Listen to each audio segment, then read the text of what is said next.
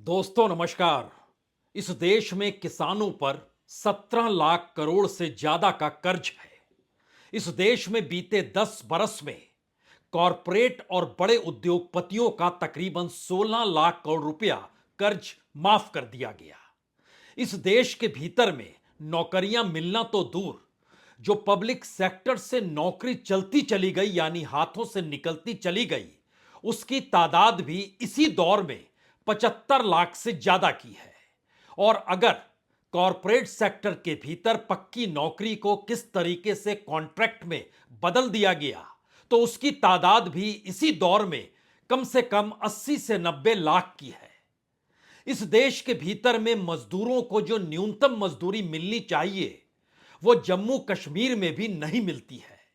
इस देश के भीतर में आदिवासियों के जो सवाल हैं, वो सवाल तो दूर, मौजूदा वक्त में उनकी जमीन को किस तरीके से हथियाने की कोशिश अलग अलग नीतियों के आश्रय की जा रही है, उसका कच्चा चिट्ठा आज नहीं तो कल सामने लाया जाएगा।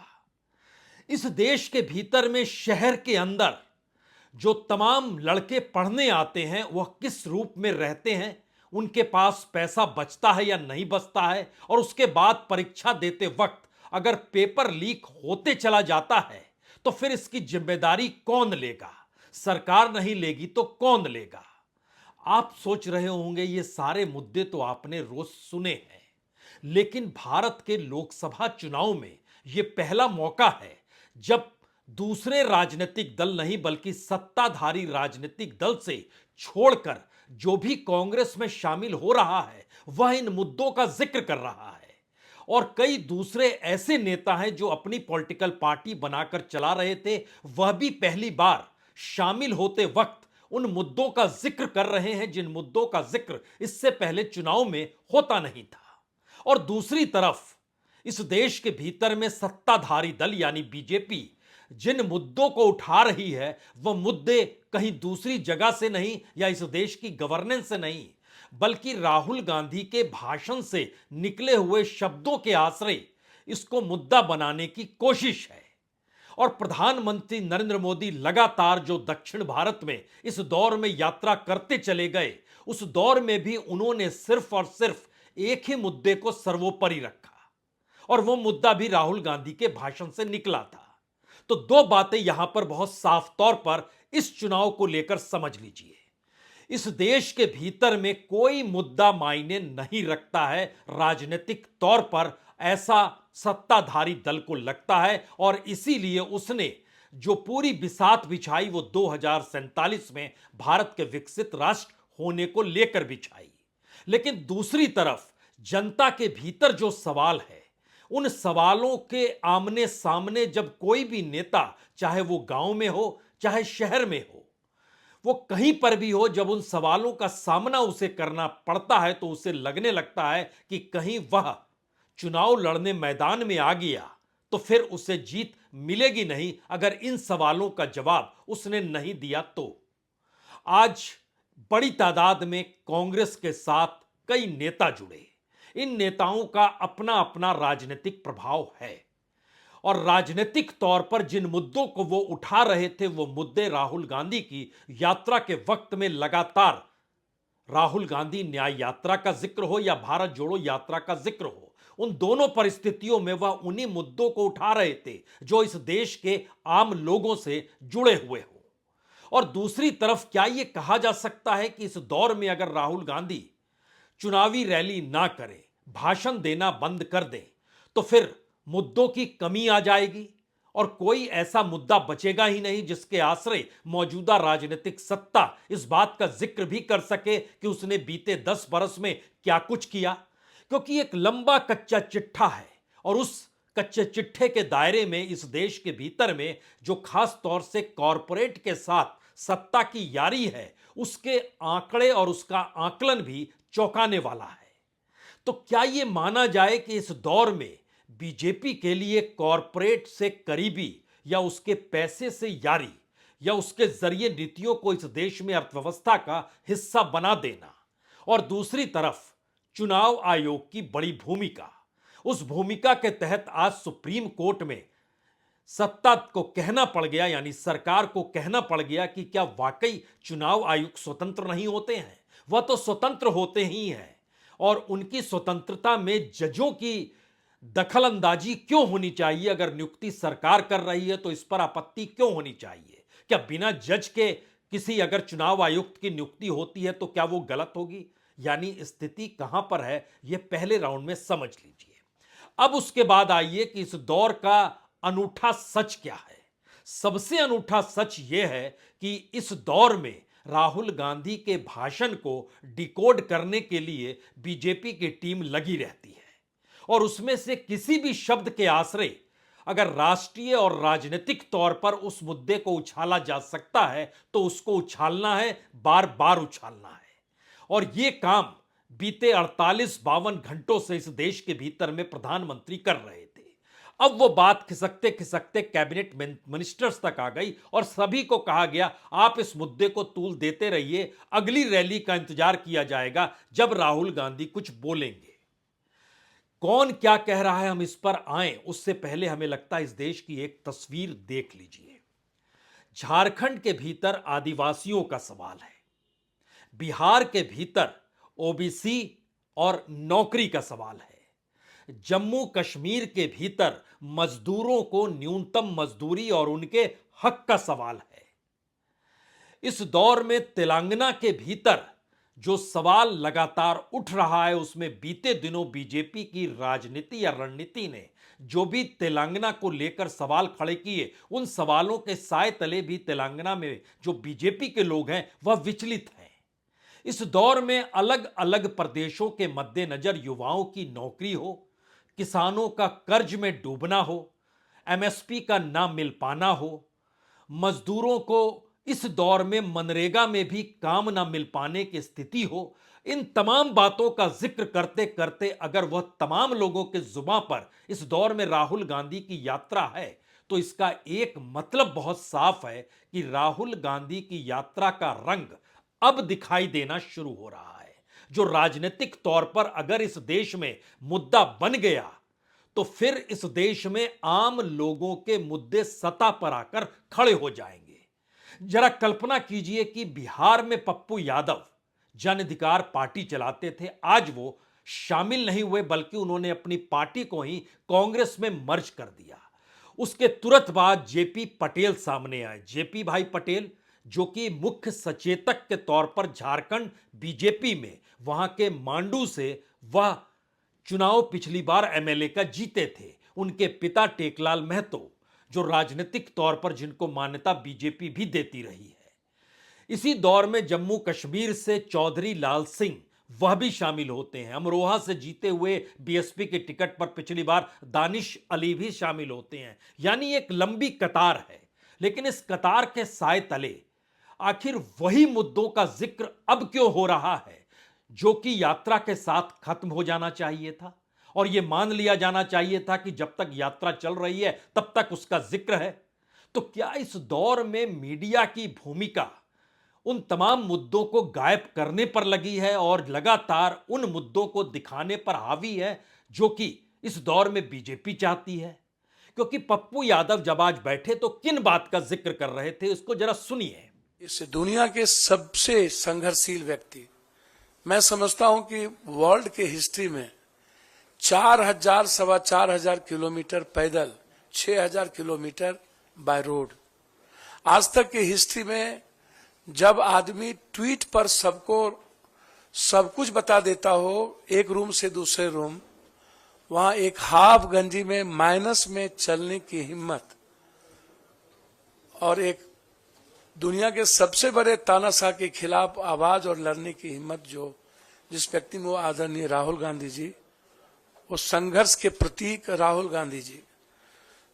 भले ही ईवीएम, पूंजीपति, मीडिया और सीबीआई ईडी के द्वारा कोई पीएम 400 पार कर ले, इस हिंदुस्तान के 130 करोड़ का किसी ने दिल जीता है तो वो राहुल गांधी है। किसी ने उम्मीद जगाया है तो राहुल गांधी जी हैं। और उसके बाद जो उनकी लड़ाई ओबीसी को लेकर के है, दलितों को लेकर के है, जो कमिटमेंट सामाजिक न्याय को लेके है, पूरी हिंदी पट्टी बिहार, यूपी, बंगाल, झारखंड में एक बहुत साधारण गिलहरी की तरह एक उस लड़ाई का भागीदार बनना चाहता था। हमें राजनीतिक तौर पर कह सकते हैं कि पप्पू यादव का आना सिर्फ एक लोकसभा सीट को प्रभावित करेगा। राजनीतिक तौर पर कह सकते हैं कि बिहार के भीतर विपक्ष की गोलबंदी अब तेज हो चली है और इस देश की सामाजिक परिस्थितियों के मद्देनजर कह सकते हैं कि जिन मुद्दों को लगातार कांग्रेस पार्टी और राहुल गांधी जो इससे पहले उठाने की सोच नहीं सकते थे कि इस देश में जाति की राजनीति के भीतर पिछड़े तबके का सवाल कांग्रेस उठाएगी, यह एक अनसुलझी सी चीज थी। उसको जब सतह पर ला दिया तो फिर जो छोटे छोटे राजनीतिक दल थे उनके भीतर जो अपनी जाति से जुड़े सवाल थे या फिर पिछड़ों को लेकर जो सवाल थे, उन्हें समझ में आ गया कि अब वह किसी छोटी शक्ल में नहीं रह सकते हैं। या तो किसी नदी में समाहित होना है या फिर सागर बनने की दिशा में आपको बढ़ना होगा। लेकिन इसका एक दूसरा हिस्सा भी है जो राजनीतिक तौर पर इस दौर में सबसे महत्वपूर्ण हो चला है। मसलन आप याद कीजिए 2013-14 में जब लोकसभा के चुनाव हो रहे थे, उस वक्त प्रधानमंत्री मोदी जो गुजरात के मुख्यमंत्री थे, वो दिल्ली की सत्ता यानी मनमोहन सिंह की सत्ता को लेकर एक ही सवाल कहते थे, पॉलिसी पैरालाइसिस। दूसरा सवाल था कि किस तरीके से पश्चिमी सभ्यता का प्रभाव भारत पे पड़ रहा है, पश्चिमी पूंजी किस तेजी से भारत में आ रही है। उस दौर को याद कीजिएगा तो जो भी आर्थिक नीतियां थी उसके समानांतर स्वदेशी का जिक्र प्रधानमंत्री बनने से पहले नरेंद्र मोदी करते थे। स्वदेशी का जिक्र जो आरएसएस के जरिए निकल कर आया था या स्वदेशी जागरण मंच का वो हिस्सा था जो कि दत्तोपंत ठेंगड़ी ने एक वक्त खड़ा किया था।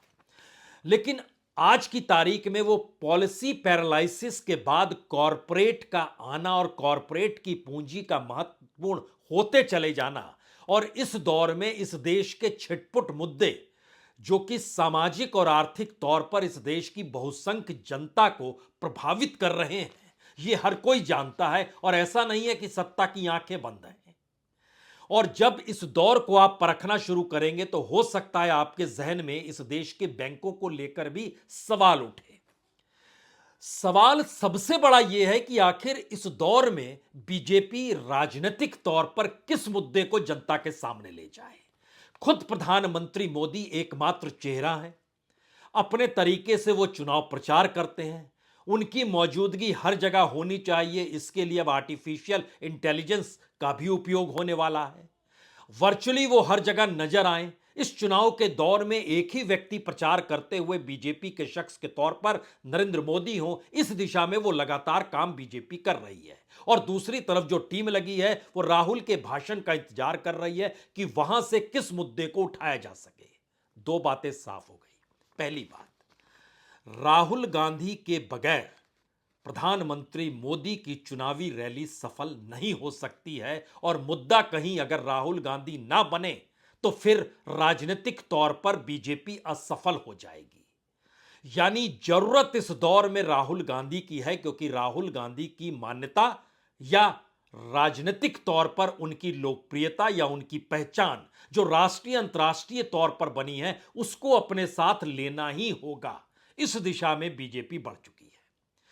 दूसरी परिस्थिति जिसका हम जिक्र कर रहे हैं कि वो कौन सा मुद्दा है भी कि नहीं है, क्योंकि वो तमाम मुद्दे जो बीते 10 बरस के भीतर या तो वो युवाओं से जुड़े हो सकते हैं, या वो महिलाओं से जुड़े हो सकते हैं, या आदिवासियों से जुड़े हो सकते हैं, या किसान मजदूर से जुड़े हो सकते हैं। इससे हटकर आप मिडिल क्लास का जिक्र कर सकते हैं जो टैक्स की चपेट में ऐसे ही परेशान है। इस दौर में आप इस देश के भीतर में मैन्युफैक्चरिंग सेक्टर का जिक्र कर सकते हैं, लेकिन वहां भी रोजगार नहीं है। इस दौर में आप एमएसएमई का जिक्र कर सकते हैं जिसके जरिए मध्यम तबके के और छोटे तबके के जो इंडस्ट्रीज देश के भीतर में चलते हैं या बिजनेस चलते हैं उसके जरिए देश फल फूल जाए। नहीं कर पा रहे हैं। वोकल फॉर लोकल हो या डिजिटल इंडिया का दौर हो, नारों की शक्ल में सब निकल कर आया, लेकिन चुनाव के दौर में आपको कहना पड़ता है कि आप इन मुद्दों की सफलता के साथ खड़े हैं और आने वाले वक्त में इन मुद्दों के आसरे आप अपना विस्तार और करेंगे। ध्यान दीजिए, किसी भी रैली में ये तमाम चीजें गायब है। और बड़ा सवाल तो यह भी है कि इस दौर में बीजेपी में प्रधानमंत्री नरेंद्र मोदी के अलावे कोई दूसरा शख्स नहीं है। इससे पहले एक लंबी फौज होती थी जो अलग अलग जगहों पर चुनाव प्रचार करती थी, कैबिनेट मिनिस्टर्स की एक पहचान होती थी, लेकिन इस दौर में तो सभी कमजोर है, तो कोई बचा ही नहीं। तो राजनीतिक तौर पर भारत के भीतर में एक तरफ प्रधानमंत्री मोदी का आभा मंडल है और दूसरी तरफ राहुल गांधी की संघर्ष यात्रा है। टकराना इन्हीं दोनों परिस्थितियों के भीतर है। और अगर रैली ना करें, कुछ ना बोलें, तो मुद्दा नहीं मिलेगा। यहां से कोई मुद्दा उठ नहीं पा रहा है। और इस देश के भीतर में जो भी सांसद विधायक, चाहे वो पूर्व हो या मौजूदा वक्त हो, वो चुनाव मैदान में जा रहा है तो उसके सामने वो सवाल उठ रहे हैं जिन सवालों पर मौजूदा सत्ता ने खामोशी बरत ली है। इस दौर में जरा कल्पना कीजिए, पेट्रोल और डीजल की कीमत अंतर्राष्ट्रीय बाजार में कम है और आज से नहीं, बीते 2 सालों से वो लगातार कम चल रही है। बावजूद इसके भारत में उपभोक्ताओं को कोई रियायत नहीं दी गई। लेकिन पेट्रोल डीजल से जुड़े हुए जो मंत्री हैं, उनकी जुबान पर भी इस दौर में राहुल के दिए गए वक्तव्य ही सबसे बड़े मुद्दे के तौर पर हैं। सुन लीजिए, ये हरदीप पुरी साहब हैं। Shakti Rao with Rahul Gandhi used the word 100%, I read it out कि ये हिंदू धर्म में एक शब्द है. I read out the exact thing of what he said, and then we went and made a detailed presentation. Here you are insulting the sentiment of the Hindu community, and then what does it mean? Ma Durga, Durga Shakti. What is he talking about? If he had not said Hindu धर्म में ये है, he may have had some benefit of doubt, but he has gone straight into it, and he's insulted the religious sentiments of a lot of people. He's insulted Nari Shakti, Mahila Shashakti-karan. We are moving from women-centered development to women-led development. Here is the leader of a party talking this language. Shameful. Hardeep Puri साहब smart city भी बनाते हैं और petrol diesel की कीमतों को लेकर उन्हें बहुत कुछ नीतियों के आश्रय तय भी करना होता है, लेकिन उनका ध्यान कहां पर है और राजनीतिक तौर पर वह खुद को उन मुद्दों में कैसे ढाल सकते हैं। शायद 2024 का लोकसभा चुनाव ऐसे प्रोफेशनल्स के लिए भी एक मुश्किल हालात है। यह मुश्किल हालात इसलिए हम जिक्र आपसे कर रहे हैं कि इस देश के भीतर में अगर इकोनॉमी का रास्ता बैंकों के जरिए आप परखने की कोशिश करेंगे तो एक झटके में आपके जहन में आएगा, कोई दूसरी सरकार होती, कोई दूसरा वक्त होता तो इन परिस्थितियों में यह बड़ा मुद्दा बन जाता। मसलन 2018 में इस देश का एनपीए 11.5% था, दुनिया के तमाम रिकॉर्ड को तोड़ते हुए सबसे ज्यादा एनपीए था। इसी दौर में जो प्रॉम्प्ट करेक्टिव एक्शन होता है, जिसको पीसीए कहते हैं, वह शुरू हुआ बैंकों के जरिए। लोन को रिस्ट्रक्चर किया गया, जो भी प्रावधान होने थे उससे संबंध से जुड़े हुए जो भी आवश्यकताएं थी वो बढ़ने लगी। बैलेंस शीट इस दौर में हर बैंक को ठीक करनी है, उस दिशा में सरकार बढ़ गई और बैंकों पर सरकार ने जमकर पैसा डाला। और अगर 2019 से लेकर 2023 तक की परिस्थितियों को आप देखिएगा तो ये 2-3 लाख करोड़ से ज्यादा का है जो बैंकों में डाला गया। उससे पहले 2017 से ही यह सिलसिला शुरू हो गया था। तो बैंक का प्रॉफिट मार्जिन लाते लाते मार्च 2023 में 3.9% एनपीए दिखाया गया। कुछ माफ कर दिया गया, कुछ बुक को ठीक कर दिया गया और उसके बाद जो रिकवरी हो रही थी वो डिविडेंड के तौर पर हो रही थी, सरकार को लाभ मिल रहा था। इसी दौर में 2016 में सरकार ऐसी इंडस्ट्रीज के लिए जो अपने आप में कुछ कमा नहीं पा रहे थे, सरकार की नीतियों की वजह से उनके लिए इंसॉल्वेंसी एंड बैंक्रप्सी कोड बनाया गया, आईबीसी, जिसमें 7,325 मामले गए। कितने मामले ठीक हुए, कितने में राहत मिली, कितने में मुश्किल हालात होते चले गए, इसका एक अपना परसेंटेज है जो बहुत साफ बतलाता है कि दरअसल सक्सेसफुल तरीके से रेजोल्यूशन प्लान जो था यह सिर्फ 16% का ही हो पाया, बाकियों का नहीं। यानी एक स्ट्रक्चर इस देश के भीतर में इकोनॉमी का अगर आप देखना शुरू करेंगे, जिससे इस देश के भीतर में जनता से जुड़े जो मुद्दे हैं और इन दोनों परिस्थितियों को मीडिया सामने लाने को तैयार नहीं। तब यह सवाल लोकसभा चुनाव से पहले बड़ा हो गया कि आखिर प्रधानमंत्री खुद चुनाव प्रचार में किन मुद्दों को उठाएंगे। जाहिर है अपनी बातों का जिक्र करते हैं तो 2 ही मुद्दे बचते हैं। एक मुद्दा भारत दुनिया की तीसरी बड़ी इकोनॉमी हो जाएगा, आप इंतजार कीजिए। दूसरा मुद्दा, 2047 में भारत विकसित राष्ट्र हो जाएगा। लेकिन सवाल है, ये तो होना है। इससे पहले की परिस्थितियों को जो आपने जिया है, वो ब्लैक मनी को लेकर जिक्र हो रहा हो, सबको घर देने का जिक्र हो रहा हो, किसानों की आय दुगनी करने का जिक्र हो रहा हो, मिडिल क्लास पर से टैक्स की रियायत का जिक्र हो रहा हो, यानी हर तबके को लेकर चलिए तो कहीं आपके हाथ में कुछ नहीं बचेगा। तब यह सवाल था कि अगर चुनाव प्रचार करना है तो अब कौन सा रास्ता बचता है। इसीलिए प्रधानमंत्री की परेशानी है कि अगर राहुल गांधी ने रैलियां ना की या वो खामोश हो गए या कोई बात निकल कर नहीं आई तो फिर चुनाव प्रचार भी कैसे होगा, किस आधार पे होगा, किस चकाचौंध को दिखाया जाएगा जिसके आश्रित जनता वोट देने को तैयार हो जाए और साथ खड़ी हो जाए। क्योंकि जरा कल्पना कीजिए कि झारखंड से बीजेपी का एमएलए जो मांडू के एमएलए हैं जेपी भाई पटेल, और वह पार्टी के मुख्य सचेतक हैं, वह भी बीजेपी छोड़कर आज कांग्रेस में शामिल हो गए और यहां पहुंचकर क्या कहते हैं। मैंने स्पष्ट कहा कि झारखंड में हमारे पिताजी के जो सपने हैं उसको साकार करना है और मेरे पिताजी का विचारधारा इंडिया गठबंधन में ही दिखता है। कांग्रेस का ही रुख क्यों? आप जेएमएम के साथ भी जा सकते थे, लेकिन कांग्रेस को क्यों आपने छोड़ा? देखिए, ऐसा है, राजनीति में मन जिधर मिले उधर चलना चाहिए। लोकसभा भी लड़ेंगे क्या? मैंने पहले कह दिया, मैं कोई लोकसभा और विधायक के टिकट के लिए शामिल नहीं हुआ हूं। यह कोई सामान्य परिस्थिति नहीं है कि एक तरफ शिबू सोरेन के परिवार से सीता सोरेन निकलकर बीजेपी में शामिल हो गई और दूसरी तरफ बीजेपी के विधायक और मुख्य सचेतक बीजेपी छोड़कर कांग्रेस में शामिल हो गए। यह कोई सामान्य परिस्थिति नहीं है। जो मजदूरों के बीच काम कर रहे थे चौधरी लाल सिंह, वह भी कांग्रेस में शामिल हो गए। यह कोई सामान्य परिस्थिति इस दौर में नहीं है कि पप्पू यादव को भी जन अधिकार पार्टी का विलय कांग्रेस में कराना पड़ गया।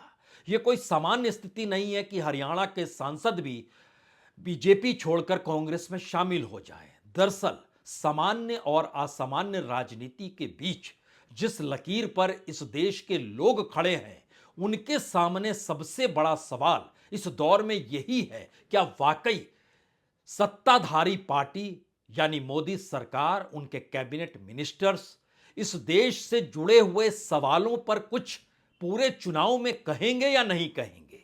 और खुद प्रधानमंत्री जब स्टार प्रचारक हैं और वो लगातार भारत को विकसित बनाने की दिशा में चल पड़े हैं, तो उससे पहले की परिस्थिति जो इस देश के भीतर में 2028 तक मुफ्त में अनाज देने का जिक्र हो रहा हो या रियायतों को लेकर जितनी भी योजनाओं का जिक्र हो रहा हो, उसको लेकर जनता को कितना लाभ पहुंचाया गया है, क्या उसको बताने की दिशा में सामने आएंगे या नहीं आएंगे, या फिर वो इंतजार करेंगे कि आखिर राहुल गांधी कहते क्या हैं और वहां से उनकी जो टीम है वो डिकोड करेगी और उसके बाद से वह चुनाव मैदान में निशाना साधते हुए निकल जाएंगे। क्योंकि इस दौर में अब करप्शन जिक्र करना भी बीजेपी के लिए मुश्किल है और ये मुश्किल हालात तो 48 घंटों के बाद और गहरा जाएंगे, जब इलेक्शन कमीशन इलेक्ट्रल बॉन्ड को लेकर यूनिक नंबर के साथ सामने आ जाएगा और सब कुछ सामने होगा कि कितने हजार करोड़ रुपए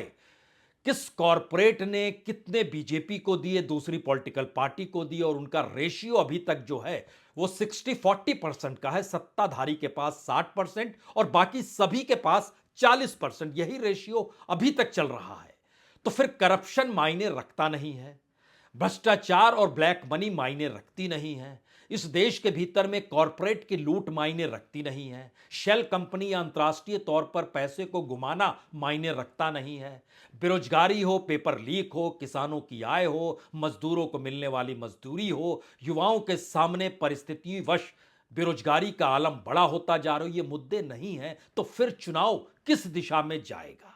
जाहिर है हवा में रेंगता हुआ चुनाव हवा के भाषणों के जरिए ही चलेगा, या जो सवाल अब जनता से रूबरू करने वाले वह नेता विधायक एमपी जो चुनाव लड़ने जा रहे हैं उनके सामने जनता के सवाल आएंगे, तब उनके भीतर से ये आवाज निकलेगी जरूर। 2024 का चुनाव क्यों महत्वपूर्ण है और इस महत्वपूर्ण चुनाव में उनकी भागीदारी क्या होने वाली है। इससे कोई मुंह चुरा नहीं सकता है और लोकतंत्र की ताकत जनता से जुड़ी होती है, नेताओं के भाषणों से नहीं। यह चुनाव के वक्त हर नेता को पता होता है, तो फिर प्रधानमंत्री को भी पता होगा। बहुत बहुत शुक्रिया, बहुत बहुत शुक्रिया।